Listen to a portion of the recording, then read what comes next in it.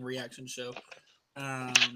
If you're paying attention and you watch this afterwards, we just kind of had a perfect storm last week. I had a death in my family. We just had some technical difficulties. We just had a lot of going on. So,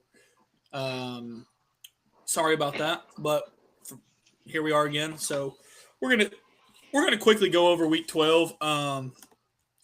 Kind of just what stuck out the most. I'll just kind of go off and read um, some of the big results from last week. I know Alabama lost. Let's see. Clemson beat Louisville on Friday. Yeah. That was kind of a game that beginning of the year before the season started, we knew what Clemson was going to be. We said that was a big game for Louisville. It was a big game for Louisville anyway, and Louisville kind of choked on that one. Texas A&M had a real scary situation against South Carolina. They're down 30-3 at halftime. They do come back and win that game. Like we said, Alabama falls at home by 2 points to Oklahoma. Georgia beats Texas like a drum. Ole Miss beats Florida. Notre Dame beats Pittsburgh like a drum. Utah beats Baylor. I mean, that was not a huge game. Georgia USC Tech beat Iowa kind of surprised me. What was that? And Georgia Tech had a scare, but they ended up pulling off the win. I think they only won by like 2 points. Yeah. Ohio State obviously handled business against UCLA. That's honestly, to me, I didn't get to watch the full game. I got to watch the highlights. As far as from a result standpoint, that was the most impressive result we have seen from Ohio State so far this year. They didn't let off the gas. They put their foot on UCLA's throat and they kept it there. There was no hanging around. There was no like lull. And I feel more comfortable now putting them at number one over in Indiana because we've seen Indiana do that to teams throughout the year. We have not yet seen that from Ohio State. We've seen them beat teams convincingly, but it's been more of a controlled, we're going to get our 21-point lead in the second quarter, and we're just going to kind of drag this game out and, get it over with. I was happy to see that. As far as the Alabama loss, do you think that says more about Alabama or more about a John Mateer healthy-led Oklahoma? More about Alabama. The thing, and I said this, I mean, obviously my hand goes up because I did the show, but I pretty much talked to myself for 30 minutes last week because obviously it didn't get posted. But Brett Venables' defense, if you can't run the ball, I mean, his blitz packages are ridiculous. Mm-hmm. I mean, they outgained Oklahoma, but Oklahoma capitalized off turnovers. And Alabama's just one-dimensional, bad. Ohio State's not a team, they don't have the run game like they used to, like last year, obviously. I compare them to because both of those offenses, I would say, are very good passing, but they kind of lack run game when it comes to the offensive side of the ball. And Alabama's defense is an elite. So it really becomes a problem when, for one, you can't throw the ball, but then you can't run the ball, but then your defense isn't like some elite status or even, remotely. I would say they're decent, but I wouldn't say that they're good. And John Mateer, I think he got a lot of Heisman praise at the beginning of the season, like weeks 1 through probably 4 or 5 until he got hurt. And it was kind of unwarranted.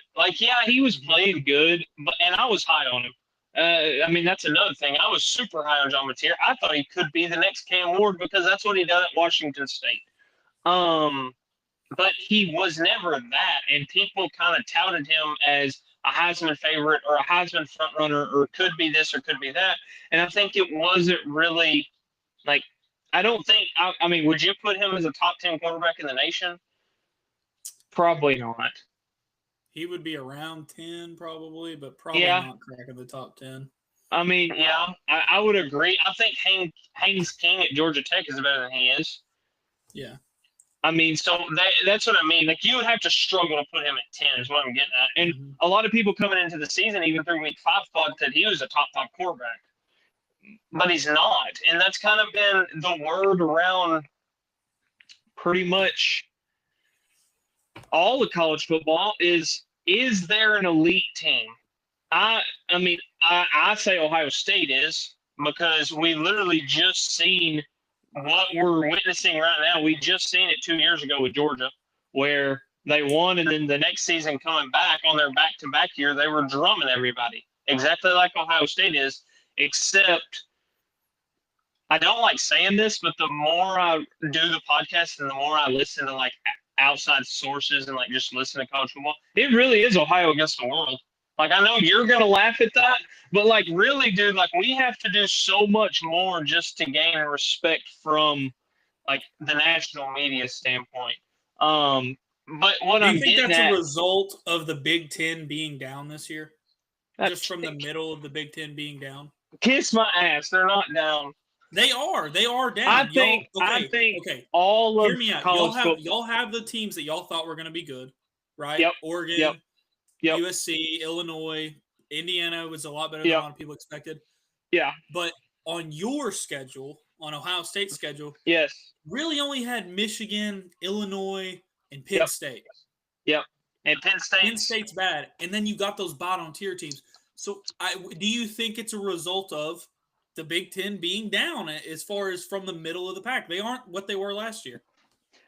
I would say no, just because I can pull Texas A&M's schedule and it's the same dog shit as Ohio State's playing. I agree. I'm not saying that. And I don't think – I haven't seen the praise of Texas A&M that I thought we would be seeing at this point. You know what I mean? I agree.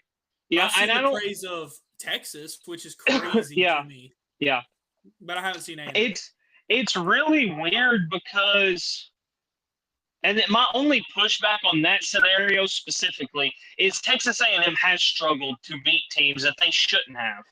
Mm-hmm. And Ohio State hasn't. You bet Ohio State to cover the spread. You don't bet Ohio State to win the game. But what I do agree with you, though. Like, we're not saying, like, anybody really push for a top team spot and just say they deserve to be number one. I can see them. Like, we don't have – I don't even want to say elite team because I feel like, me being biased, I feel like Ohio State is an elite team, but we don't have that, I don't know, like we don't have a 2019 LSU, I feel like. I feel like Ohio State is closer to 2019 LSU than a lot of people want to give them credit for, but we won't know that until the playoffs, until they play Michigan, until the Big Ten championship game. And I feel like all of the middle tier of college football is down this year. Like, I truly believe that. Yeah, and, like, I don't feel like – I mean, there's teams in the Big 12 that – I mean, if you want me to be completely honest, I think Texas A&M probably wiped the floor with – or not Texas A&M. Texas Tech would probably beat Alabama pretty handedly. And that's not because – no, sorry. Texas Tech would probably beat Alabama handedly. And the only reason I say that, not because I think they're more talented, it's because, and this is kind of how all of college football is right now, it's because what Texas A&M does, or Texas Tech does, is a very struggle point for Alabama. Alabama struggles to stop the run, and they struggle to run the ball. Well, Texas Tech runs the ball great. So if they get up on Alabama by one score, it's going to be really hard for Alabama to get them off the field. And you know they're going to pass the ball because they can't run the ball. Well, just rush 3 and drop 8. And it would be hard for Alabama. But then you turn around and Texas Tech might not beat Arkansas. You know what I mean? It's just little things like that. And I throw Arkansas out there just because we know Arkansas and like whatever, but it seems like about 3 points. Yeah, it seems like that type of season where it's like Texas Tech might lose to Utah, but Utah would lose to Alabama, and then Alabama would lose to Texas Tech, and it's like this big whirlwind. We're seeing it in the Big Ten. We're seeing it in the SEC, where Alabama beat Georgia, Georgia beat Oklahoma and Oklahoma beat Alabama. And it's like that, and it's not because one team is specifically better than the other. It's because, like, this year more than any year, I think, it's sides of the ball. Like, do you stop the run well? Does this team run the ball well? Like, it's a really weird year, and I think it's setting up for absolute chaos at the end of the season. Well, and and that was kind of my point with the question of, was that more of a statement for Oklahoma or an indictment on Alabama? And what I was gonna be getting at was, I think Oklahoma is a matchup problem for a lot of teams. Yep. John Mateer with his legs, he's not going to kill you with his arm. Very similar to Haynes King. Him and Haynes King are very similar. He doesn't run with the same style, but very similar statistically and just how they affect the game. And I don't think Oklahoma's the best defense in the country. I think they're pretty close. As far as SEC, I think they're the best defense in the SEC. But for sure. I think it's more of a thing of they can stop the run good enough most times, and they can run the ball. So I'm not saying I think they're better than Ohio State or they're better than Indiana or I don't even know if they're better than Alabama if they play them again. I don't know. Yeah.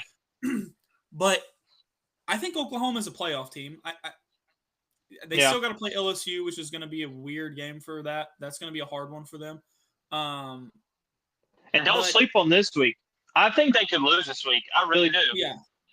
But if they take care of business, that is a team that I would not want my favorite team to play, just because they're going to make it ugly. It's going to be Michigan-ish, where it's not going to be pretty. You're going to look down in the third quarter, and it's going to be like 17-13, and you're going to be like, how did we get here? Like, like Texas Tech, for example. I don't think Texas Tech's offense is actually good enough to score on Oklahoma consistently. And if Texas Tech and Oklahoma played, has Texas Tech proved they can stop the run? Like, that's a situation where I would be like, how did we get to this point where John Mateer has the ball and they're like on the 45-yard line and they're about to take a 2-score lead, and you're like, where did we go wrong here? You know, it's just a weird. That's a team that I think is very scary. And I would put Mateer getting healthy is a big deal in that. Yeah, and I think this week is really going to show us a lot. I think the main thing with Oklahoma, if you can get up on them, they don't have the style of offense to, like, come back from being down by 14 to 20 points. But are you going to get up on them? You know what I mean? Like, you don't know. But yeah, it's a really weird year this year, just with, like, I don't know, man. It's really weird. Like, you have the top teams, but then do you know what the top – because here's my whole thing. Illinois or Indiana struggled with teams that they shouldn't have struggled with. They struggled with Penn State. They've struggled with other teams. Texas A&M has struggled with teams they shouldn't have. Ohio State's the only team that hasn't struggled with anybody that they shouldn't have. I'm not saying they've played the hardest schedule. I'm just saying, like, if you go up against, like, Texas A&M, if you're the number 3 team in the nation, you should cover the spread against Kentucky's and Arkansas's and Auburn's and Mississippi State's and, like, all these teams. Or not Mississippi. Yeah, Mississippi State. You should cover the spread because, like, Vegas is giving you odds to say, okay, this is how much better you are than them. And it's all across the board. We're seeing it in the Big Ten. We're seeing it in the SEC. We're seeing it everywhere. So I think there's a significant gap between 1 and then 2, and then from 2 to probably, 10. I think it's open. I mean, you can make an argument for Notre Dame to be 2. I mean, I know we don't have the losses, but what I'm saying, like, the top teams don't have losses. But what I'm saying is, like, I'm picking Notre Dame over Texas A&M today. I would. I just would. Because I think Texas A&M's offense is okay, but I think their defense is atrocious. And their defense is very inconsistent. Because, like, second half of that South Carolina game, obviously South Carolina didn't do anything. Yeah. But in the first half, they couldn't stop a peewee team. So it's just weird. But let's start getting into the games. We don't really have a crazy lineup this week. I heard the SEC has a lot of tough games this week. We have a few. Depending on who you ask. If you're Samford, you probably got a tough one. Let's just talk about. Well, okay, Rutgers goes to Ohio State. That should be a thorough ass kicking. Yeah. I don't even have to talk about it. We're dealing with injuries right now, so I don't know. I don't know if our starting two receivers are gonna play. I would rather just sit on. Honestly, I mean, I don't know if they're injured. I don't know if Ryan Day is like just kind of pretty much saving legs because we're gonna go on a run. But I mean, I don't know. I hope they're not hurt, and I hope that we don't see another JSN situation to where something happens and he can't. Carnell Tate can't come back, and then it's like, oh, well, I'm going to the league. I don't think that'll happen, just because what I hope it won't. Jeremiah's going to come back for another year, so I think he's going to play. But I mean, it's good for young people to get experience. I'm always there for that. But we don't have to talk about that game. I mean, there's nothing to talk about.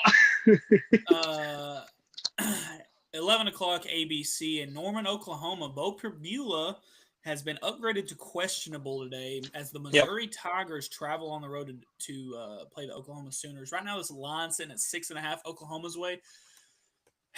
The funny comment real quick.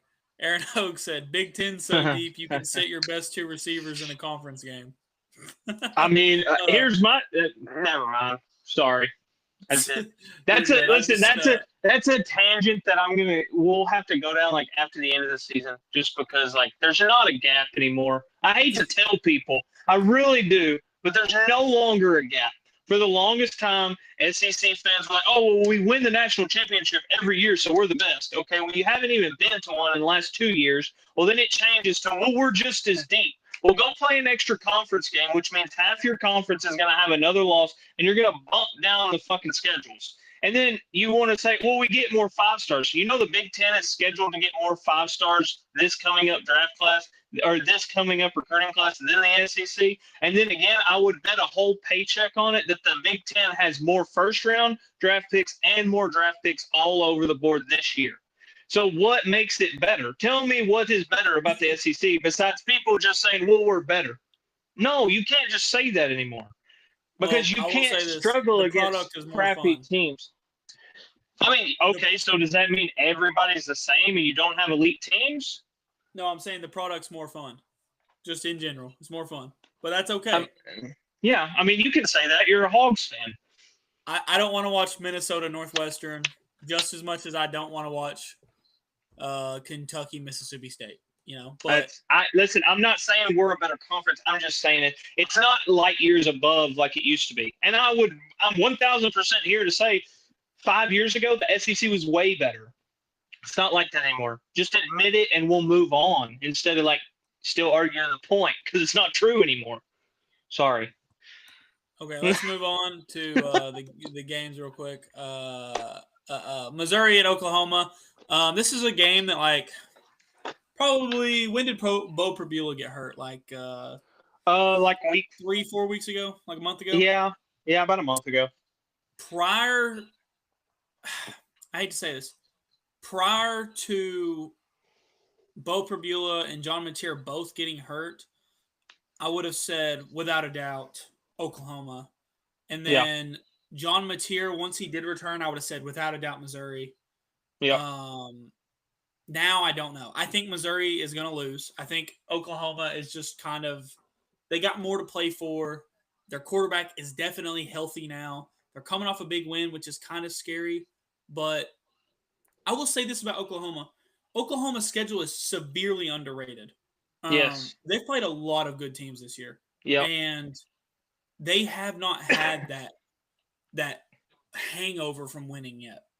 Yeah. So I would say Oklahoma, if Oklahoma got in as a 3-loss team, I wouldn't care because of their schedule. I don't know, because I'm kind of torn on this game too. I don't know. Now I'm not taking anything away from them. I just want to see it. I don't know if Oklahoma's played a rushing attack offense like Missouri is. I don't know if anyone has. That might be the best run game in Power 5. Yeah, I mean, maybe you can argue Notre Dame is late, but I mean, early in the season it wasn't that way. Um, but Ahmad Hardy's ridiculous. I Crazy. worry about Notre Dame or not Notre Dame. I worry about Oklahoma because they're coming off the big win. Are they going to have a hangover? Um, we'll see. I think Brent Venables is going to get his team right because they're playing for something and they're on the crest of like this is a playoff game. And for everybody that didn't want playoff expansion, like this is a playoff game for Oklahoma. If they lose, they're out, guaranteed. Now, I don't think they should be. Well, I shouldn't say I don't think they should be. If it comes down to like them and X team that has 2 losses, it's like, well, I mean, if you would have beat Texas, which obviously isn't a great team anymore, you would be in. So we're getting into that kind of scenario where people are going to start arguing for 2 and 3 loss teams.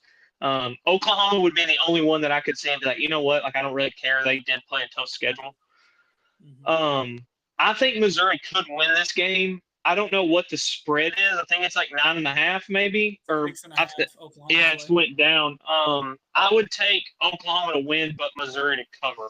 I think it's gonna because both these teams want to make it ugly. I don't know what the over under is, but I would bet the under too. Yeah, right now the over under is sitting. Stupid window keeps popping up. I would assume it's probably at like 42.5.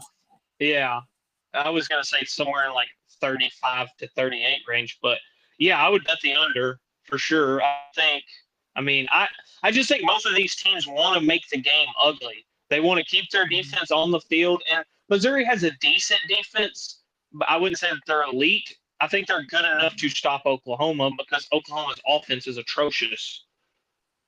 And I know we've talked about Heisman candidates a lot recently, and I saw this atrocious list, and it had like 10 quarterbacks on it. Why is Ahmad Hardy not being mentioned? I understand Missouri's not a playoff team. I understand Missouri's not in prime time every week. I understand that it's Missouri and they're ugly to look at, and I hate them. But Ahmad Hardy has put together a really impressive season. And I know that the Heisman does not actually matter. I know that. No. But to make it matter again, you got to have like Ahmad Hardy should be advertised like look at what this guy's doing. Like this is must see TV. Like, could you imagine if ESPN and CBS and the SEC didn't push Johnny Manziel? No one would have. I mean, they would have saw the Alabama game and that's it. Yeah. Or Lamar Jackson, they would have saw the Florida State game and that's it. But because they were pushed and they were promoted and it was like an advertisement, I wanted to watch Lamar Jackson every week. I wanted to watch Johnny Manziel every week. I wanted to watch Derrick Henry. I wanted to watch Ezekiel Elliott. I wanted to watch whoever, whoever is being advertised, these top billed guys. And Ahmad Hardy is just not getting that. And I can't think of a college football player that is getting billed like that right now. I can't think of a single one. Jeremiah Smith, maybe.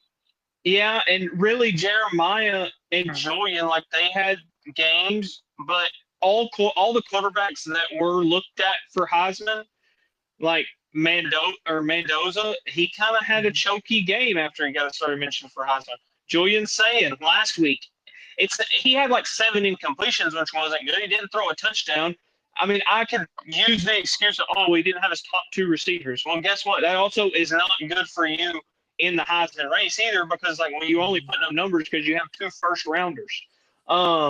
Just like Marcel Reed, like he played good the week before, and then South Carolina, he led them on a comeback, but why were they down 30-3? Because he put them there. Like, not just him, but he threw interceptions and stuff. So I don't think there's a quarterback this year that should win it. I like Julian Sayin, but he doesn't have the yards. He has a completion percentage. But if you were to start a team, if you were Arkansas and all positions were open, and you had to pick one player this year, who were you picking? The line. I mean, well, I just mean in general, like who's the best player? I mean, the linebacker for Texas Tech has an argument. I mean, that dude's playing ridiculous. Hell, it might be Taylor Green. He might be the best player in the country. That's what I mean. Like, I just don't know if there's somebody that's super, like, just elite that you're just like, he should win the Heisman. I don't see one. No, it's definitely not Taylor Green. He has an interception problem. Well, let's move on. Let's get into the biggest game kind of the entire day, in my opinion. USC travels on the road to Oregon. Now, this is a scenario. Oregon right now is favored by 10.5 points. It's in Autzen Stadium. It's at 2:30 CBS. This is a playoff game too, and I know that that's crazy because USC is kind of like disappeared from everyone's mind.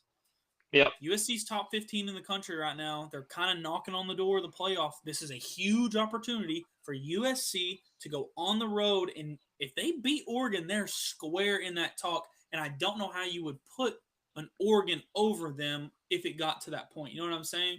This is a huge game for USC. If USC loses, they're done. If Oregon loses, they're kind of in a similar situation. Yeah. It's weird too because it's like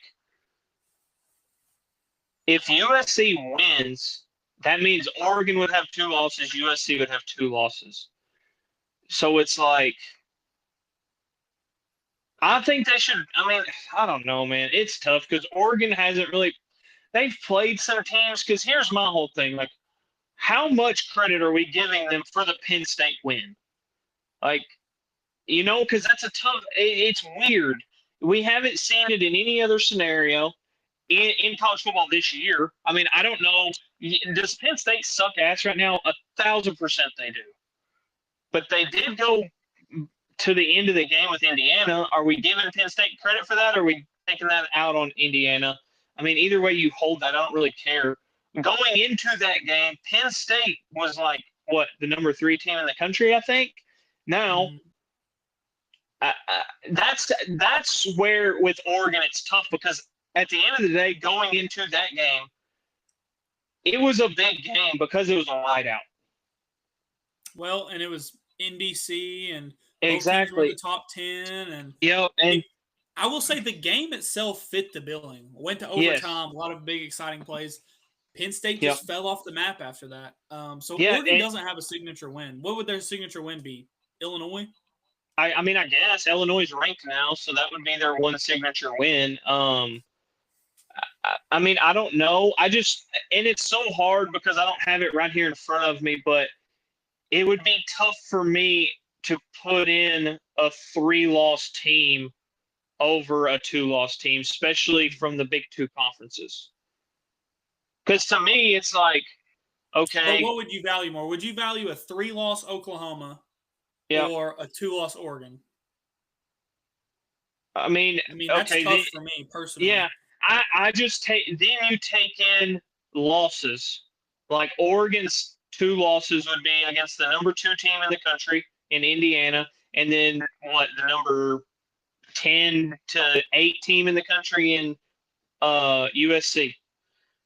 And then then you're taking losses in the other way. It's like, okay, who is Oklahoma lost to? They lost to Ole Miss, which they're going to be up there. They lost to Georgia, right? Is that their other loss yet? No. Who did they? Who's their Texas? And then it would be either Missouri or LSU at the end of the year. Yeah, something like that. Yeah. So Texas would be the thing where it's like, I mean, you lost to a bad team. Oklahoma's beat a lot of teams that are ranked high. I mean, they went to Tennessee, they beat Alabama, they beat Michigan, they beat, you know what I'm saying? Yeah. Like they beat a lot That's of what teams. I mean. That's where the conversation goes to I don't know.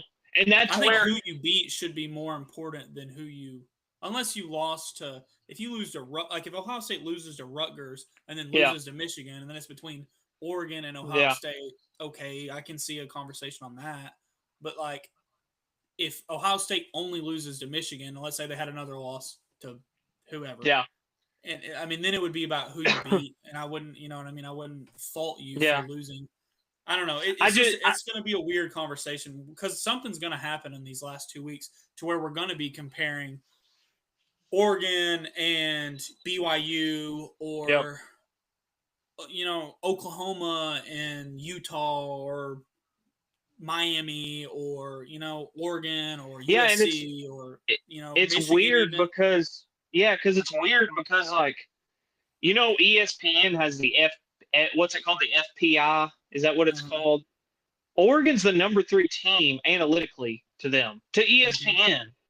So it's like when you get into those tiebreaker scenarios where you have Notre Dame, USC, Oregon, like all these teams that are 2-loss teams, and then you also kind of bring up some that are 3-loss teams that you think are deserving. Like, when do you go outside of just opinion and you start looking into like, well, I mean, we got to take analytics, because they don't just say, well, you have the number one scoring offense. Well, it's like, yeah, you played dog shit all season. They take it versus like opponent record, and kind of like they don't just throw numbers in there. I just don't. I think it's going to be absolute chaos, especially if Texas beats Texas A&M at the end of the season, and Missouri beats Oklahoma, and then you have those 2 3-loss teams. And then you're going to have some 2-loss teams in there too from the SEC. You're going to have some 2-loss teams from the Big Ten. It could get real hairy real fast, especially if Ryan Day chokes it away and Ohio State loses to Michigan. And we have some other scenarios. It could get real funky real fast, man. Well, and I think the scariest situation for just the committee in general is if Texas A&M loses, Texas A&M, their best win would be Notre Dame. Okay. Yeah. Are you going to rank Notre Dame over them? You went to Notre Dame and beat them. Are you going to put Notre Dame over them? I can't say that you could. I mean, maybe, but Notre Dame also hasn't really beat anyone besides USC. Yeah, and it's like, it's kind of, I don't know, man. It's real funky, and it gets real weird because, like, if Notre Dame and Texas A&M played again today, who do you think would win? I would take Notre Dame, personally. I mean, they look like a totally different team. Yeah. Texas A&M won the game off of a missed extra point pretty much. I mean, you can't just base it off that one play. But, I mean, that's just like the Michigan-Oklahoma game. If they played in week 5 instead of week 3 after John Mateer got hurt, Michigan probably wins. Michigan might win right now, but I think it's closer. But it's just, I don't know, man. It's really funky right now, and it's about to get really weird just because it only takes 1 or 2 things to happen. Like, here's my thing, too. If everybody in the SEC wins out, Georgia is the second highest rated SEC team, but they wouldn't even go to the conference championship game. Mm-hmm. And it's like, and then another thing is like, okay, Alabama, if they go to the SEC championship game and lose, they're a 3-loss team. I know people say you're not gonna hold a conference championship against anybody, but like, I mean, they're not gonna screw Alabama. I can promise you that. That is true. Yeah. I don't know. But if they were weird. Gonna screw a team that lost in a conference championship, they would have done it last year to SMU. Yeah. I think the best case scenario for Georgia is for Alabama to go to the conference championship, because Georgia doesn't have the fear of losing and then having to go on the road in the playoff. And I know that's another thing that we're all kind of glazing over. I have not seen anyone talk about seeding, and I know that you just want to be in at this point. Yeah. But to give yourself the best opportunity in the playoff, do you really want to have the chance to go to Texas Tech or to Ole Miss or to Indiana or to whoever? Like, you really don't want. I mean, you don't want to do that. And no, it's just gonna be weird. It's gonna be weird how this whole thing looks and legit. And honestly, the more I think about it, because when you get up to the top tier programs, Ohio State, Georgia, Alabama, Indiana this year, I wouldn't say that they're a top tier program, but this year they're on national championship. That's what their goal is. If you're Ohio State, I don't know if I want to be the 1 seed. Honestly, I don't, because that 8-9 spot could get real funky real fast. Imagine Georgia and Oklahoma. Do you want to play Texas Tech and Oklahoma? Exactly. Like, I'm not going to say I want to lose a game. I want to win the Big Ten championship. I want to beat Michigan, obviously, first and foremost. But, I mean, you got to really start looking at those seedings and be like, do I want the 1 seed, or would I rather lose the Big Ten championship and get bumped down to like the 3 or 4 seed? Because if Michigan beats Ohio State, they're a playoff team. Oh, if Michigan beats Ohio State, yeah, you have to put them as a playoff team. Like, that's that's just a weird scenario. Like That's Michigan, what I mean. ever since that USC game, Yep. Michigan has been like no one's thought about them. I mean, I've Nope. talked about them, you've talked about them. I've seen Yeah. some people mention it, but the narrative is already Ohio State's going to kill them. If they don't, it's going to be because Ryan Day poops down his leg. I've heard that Yep. 10 times today. Yeah. But the narrative is that Ohio State is going to kill them. This year, Ohio State finally just kills them again. I Yep. don't know, man. It's just I don't shaping think up to it's be a a rival. bad I mean, one. it's a rivalry game. And here's my thing: if Ohio State loses to Michigan, right, that would put Ohio State, Indiana undefeated. Yeah, Ohio State with one loss. No, or Oregon, USC, and Michigan all with two losses. Like, do you put a three-loss team over any one of them, and then you start comparing two-loss teams and like who they've beat? Is that the opportunity for Notre Dame to be out? Yeah, it is. Yeah. But that's also going to hurt USC because you're not going to put Yeah. in USC over Notre Dame. Yeah, you're exactly it's right. going to get odd, and that's something that I think Sunday with the reaction show, because there's really not a lot of games to talk about today, guys. That's why we No, kind of I just mean we've pretty much talked about them. we just kind of going in and out of scenarios here. But I think Sunday, let's do another playoff ranking. It doesn't have to be super fleshed out or anything because next week we have a bunch of big games. So I don't want to do a playoff ranking for next Thursday, or actually we're going to do a show on Wednesday next week. But Sunday, let's do a playoff ranking after this week's games, because the Oregon USC game has a lot of implications. Yep. A lot of implications. Yeah. Let's kind of just see where we're at, rank them, and compare it maybe to the college football playoff ranking. Because don't they do those on Sunday too, or is it Saturday night they do them? Or no, they do them Tuesday, and then after. Yeah, I don't know why they do them Tuesday. And then after the season, they do a final ranking on Sunday. Yeah. And then that's another thing with like Georgia. If Georgia wins out, everybody in the SEC wins the game they're supposed to. They're gonna have like a month and a half off because because they won't play in the SEC championship game, and then they'll have a first round bye. So they would have like, because they're not doing automatic buys this year. Yeah, exactly. So they would have like, because Ohio State didn't play in the Big Ten championship, but they had, they played the first week and they had like 24 days off. So add another 7 to that, you're looking at like a month and some change. Yeah. Or a month, right at a month. Yeah. So like, I mean, I don't know, man.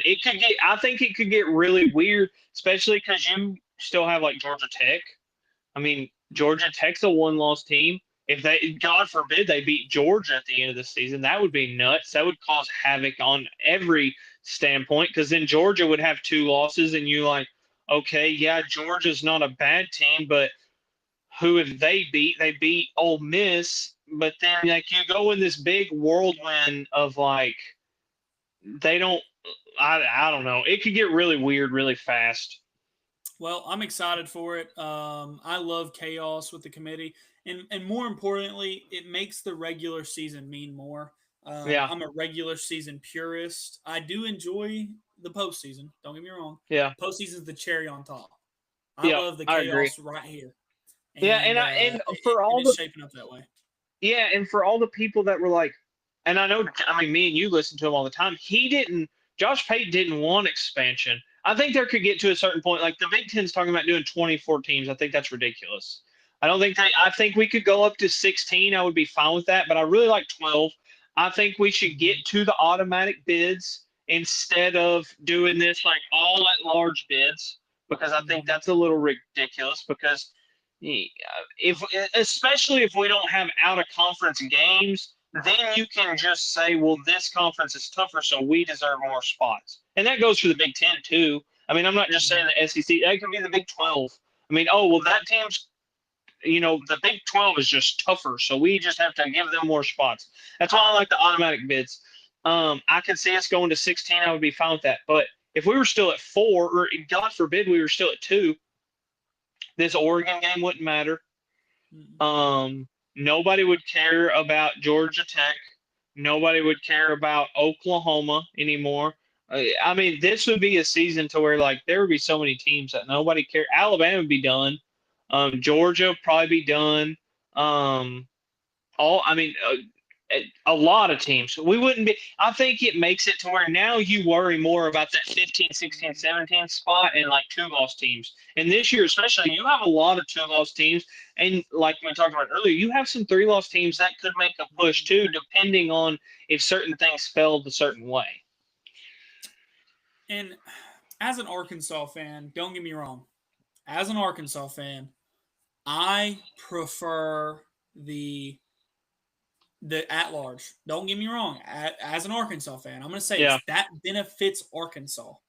Yeah. Just like if you were a Michigan fan right now, that benefits Michigan right now, or that benefits. Yep. I mean, it benefits teams that are kind of on the outside looking in of the top 5 of their conference. But as a college football fan, as someone that values the regular season and values just Saturdays in October and Saturdays in September and Saturdays in November, the automatic qualifier is the best scenario for that. Now, it does not benefit Arkansas. It does not benefit Ole Miss. It does not benefit Texas Tech. It does not benefit – it really only benefits Ohio State, Michigan, USC, whoever is going to finish the top of their conference pretty consistently. Yeah. But it does open the door for chaos in November and chaos in October. And I mean, you get chaos either way. I just think to an extent, we're going to see a scenario where one conference is going to get 8 teams one year. And it's not going to be in this 12 team. I'm not saying in the 12 team because obviously we have things preventing that. But in a 16, you're going to see a year where half the field is one conference. And I just don't like that. I don't think that's fun. I don't. I'm not saying that it's not fair. I mean, if the best 8 teams in the country came from the Pac-12 whenever they expand or whatever, so be it. But as far as just like Texas Tech, BYU mattering, or Clemson, Louisville mattering, or Miami or Virginia Tech mattering and all that, then the automatic qualifiers is a necessity. It is. It's a necessity. Yeah, and I think my whole thing is like, I mean, we both played high school football. If you're outside the top 5 in your conference, you shouldn't get in regardless. In my opinion, there should never be a world where we see – I mean, I guess the same thing as like what we're in now. We should never see 5 schools from one conference make it, because it's like, okay, well, we're deeming that conference as, like you said, the Pac-12. Let's just use the Pac-12 because they're not even a conference anymore. So we can kind of push the blame on them and not really get crucified by anybody. But like, let's just say that the old Pac-12 was still there. Oh, Oregon, Washington, USC, all of them. Well, none of them have played each other. Or they've all played each other, but they all have 1 loss. Well, let's just put them 1, 2, and 3 because we think they're the best. But how? Why? We can't just deem that that's the best conference or they have the most hard schedule or don't have the most hard schedule, because we don't have, like in college basketball, you have a lot of out-of-conference games. Like Arkansas just went up to Michigan State and played. Now, I know it's the beginning of the season. Into the season, basketball is going to be completely different. But we don't really have too many cross-conference, especially with the big dogs. I've seen a lot of fan bases, the SEC is going to that 9th conference game. That's a whole nother tangent I can get in, but whatever. But now – you have to play a Power 4 non-conference game too. Yes. Like fucking 10 hard games. Yeah, and I think that should be all across the board. Like every conference, I think it's normal, because here's my whole thing. Like this week, Texas A&M is playing Samford, right? Okay. Well, Rutgers is about to gain another loss Just like if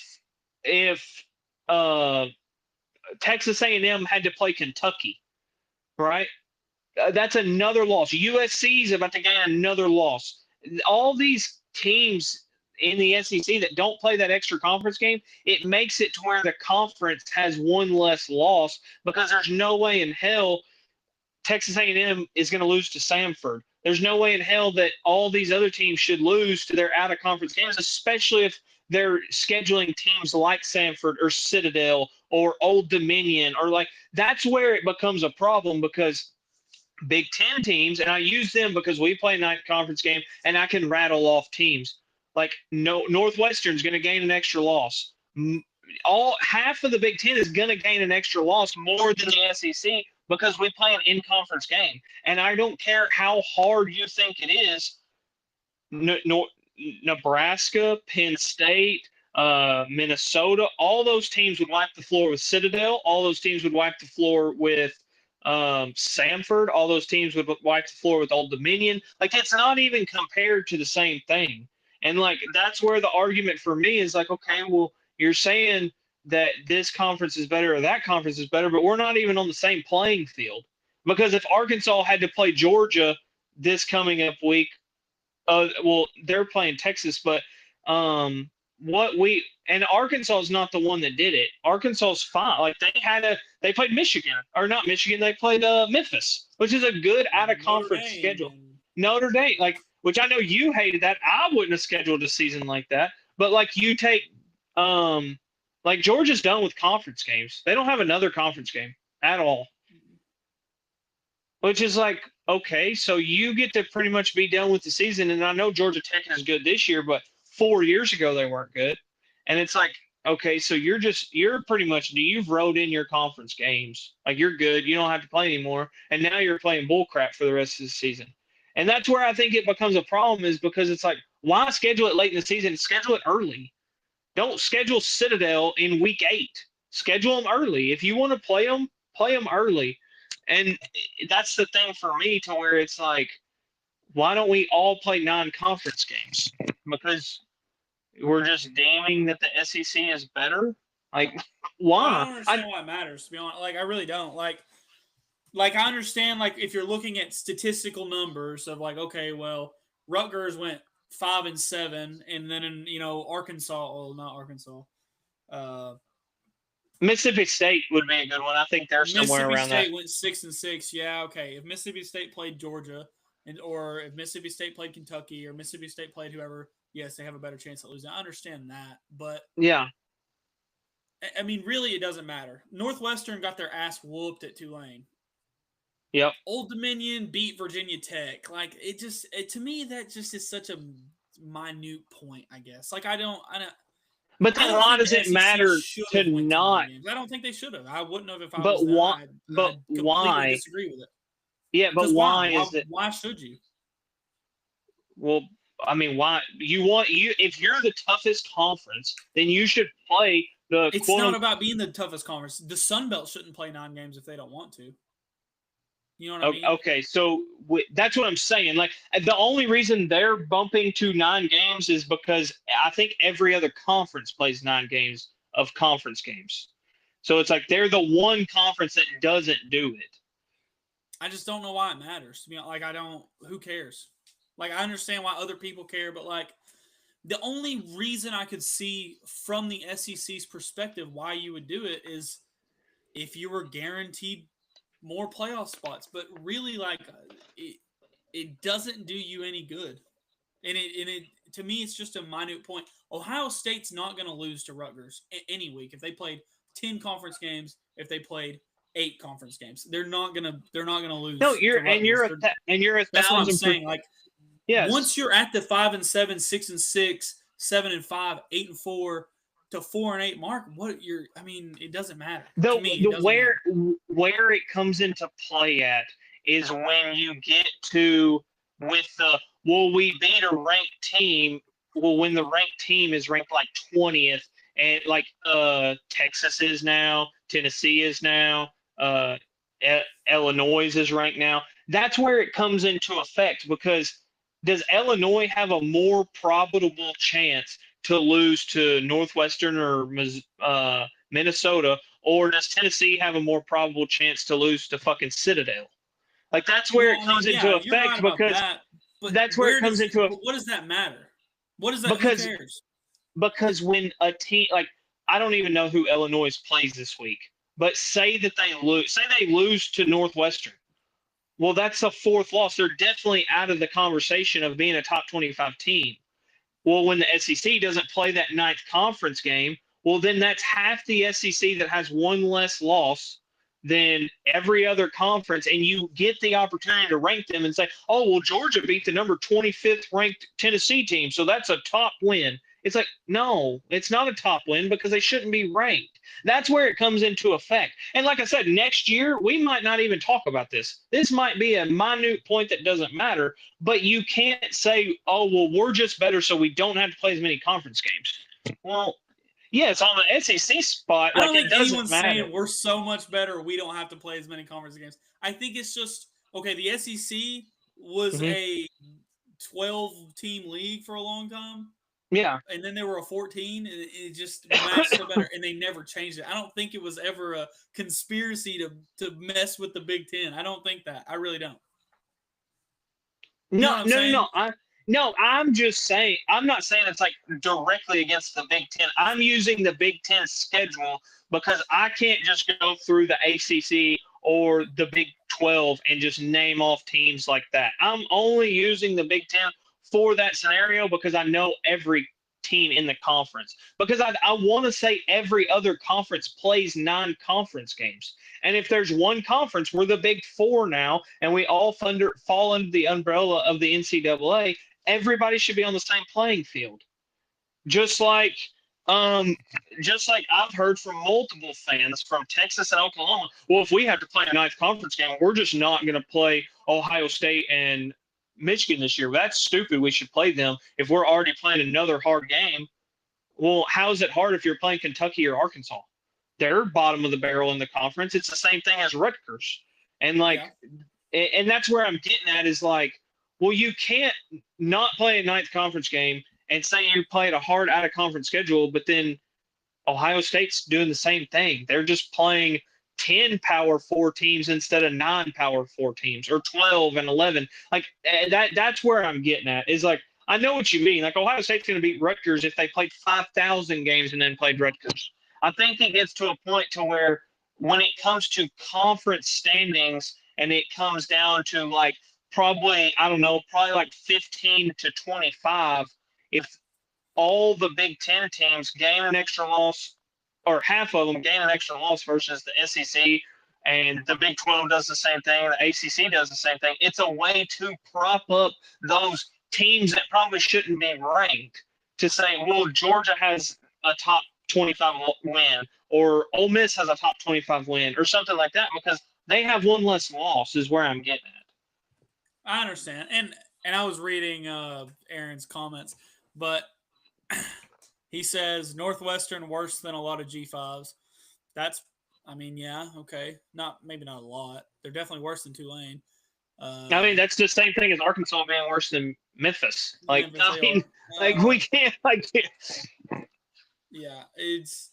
And that's where, like, I think it's like politics. It's North versus South. It's always going to be this way because we don't have 1 versus 1, 2 versus 2, 3 versus 3, 4 versus 4. Like, we don't have that.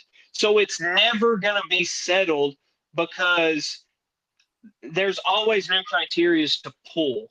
And the SEC was so dominant for so long. So it's like there's never going to be that thing because there's always going to be an argument, if that makes sense. And, I mean, I think that's what makes college football so good is because I'm a diehard Ohio State fan. Well, there in turn, I want my conference to be good too. Just like, some people are Alabama's fan. They want their conference to be good. And I think there's never going to be an answer to it.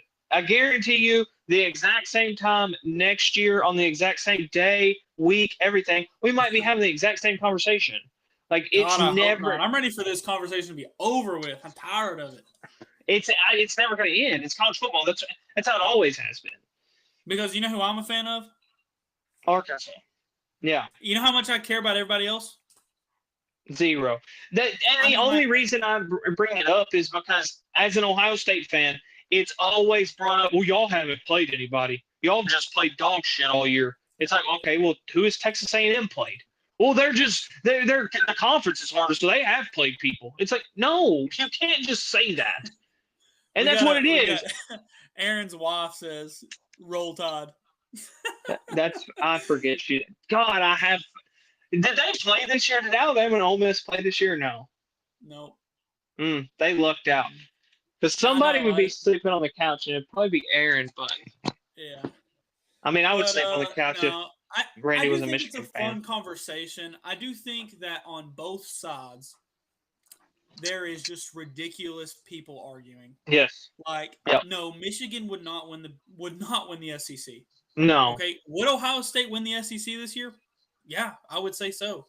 Would Alabama win the Big Ten? Probably not. I don't think so. But like Yeah. it does. But you get these people that argue that, well, Texas A&M would steamroll the Big Ten. Maybe. I mean, Yeah. Ohio State would steamroll the SEC. Maybe. I mean, Yeah. probably. Yeah, they're number 1 and number 3. Do I think Illinois would win the SEC? No. Do I No. think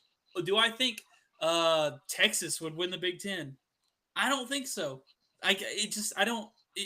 That's where we get into the crazy. Is like you get people that they just want to argue for a reaction, Yes. and Yeah. they want to argue almost ridiculous points. Yep. But like, I don't think the Big Ten has depth beyond a certain point.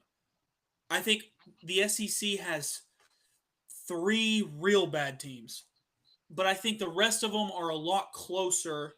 I don't think there's an elite team in the SEC, is what I'm trying to say.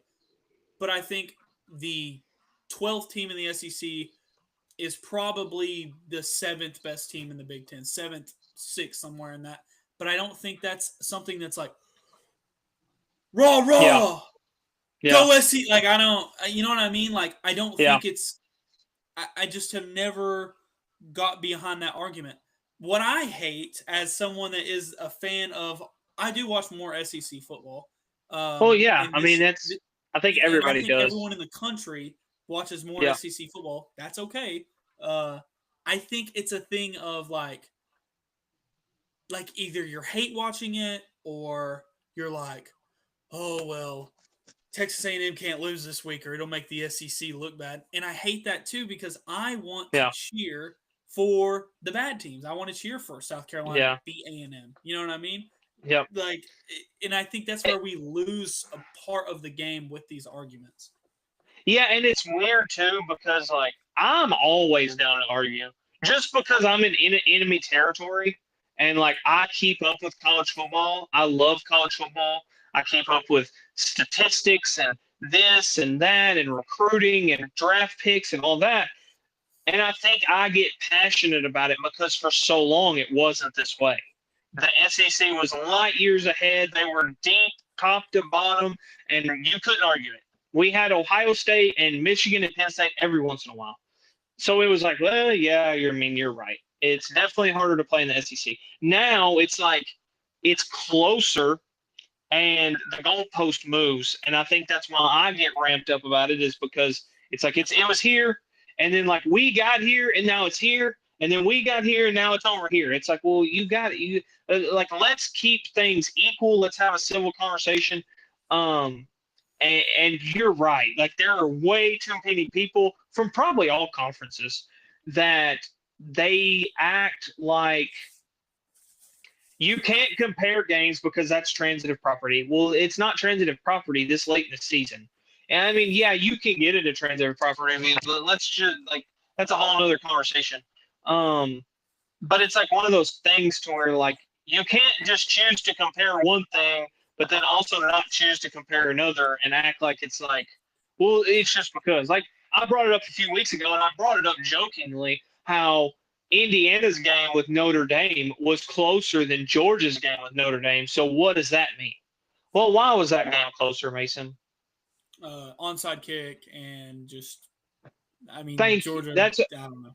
It was Indiana came out of nowhere and Yes. just for no reason, essentially. Yes, and that's what I mean. Like, so, like, these things that we compare, the argument's always going to be there because you like, and this isn't an attack on you. It's just you said it. You think that the seventh best team or the 12th best team in the SEC is probably better than the seventh or eighth or ninth best team in the Big Ten, and that's completely fine for you to have that opinion. But there's no statistical background, and there will never be because we won't ever get a comparison besides just eye test. And your eyes might be seeing something totally different than Timbuktu's eyes down the road, or Aaron's eyes, or my eyes, or anybody's eyes. So it's like we're always going to have that argument unless it gets down to a point to where, like, kind of like we were 4 or 5 years ago, where the Pac-12 or the Big Ten or the ACC or SEC or Big 12 or whatever is just light years above, other conferences because of, bowl games and playoffs and like stuff like that. I like it. I don't mind it until it gets to kind of where you were, where it's like, dude, you're not even making sense. Like, you can think that Northwestern would beat Arkansas, but do we know that? No. And I know for a fact there's not really too many teams in the Big Ten that would go down and even compete in the SEC. And there's probably 7 or 8 teams in the SEC that wouldn't move up to the Big Ten and just run the schedule and just beat everybody. It's just not like that and that's part of the NIL and that's part of the transfer portal. And that's why we're not seeing just elite teams top to bottom, second and third string, is because talent is so much more spread out. And that's why I love college football now. I mean, I think they need to get spending under control, but like we would never have seen this many good teams. We would just see more elite teams if it wasn't for the transfer portal. Well, that's all I got, guys. My last complaint is that we didn't have a playoff in 2010 and 2011. But we'll move on from that. That'll be a different conversation, probably for the off season. Like and subscribe. Be back Sunday morning at 8:30. Come back with your biggest reactions. I'm sure we have something terrible that's going to happen to someone's team on Saturday. So everybody, get ready for that. It's been a pretty wild ride this year, but I'm excited for the playoff. I'm excited for rivalry week. Next on Sunday, we're going to do What Are We Thankful For, Justin? So I really want you thinking about that this weekend. I don't want to hear your answer now. We're doing What Are We Thankful For Sunday. We're doing a playoff ranking, and we're doing a reaction to whatever happens on Saturday. We will see y'all then.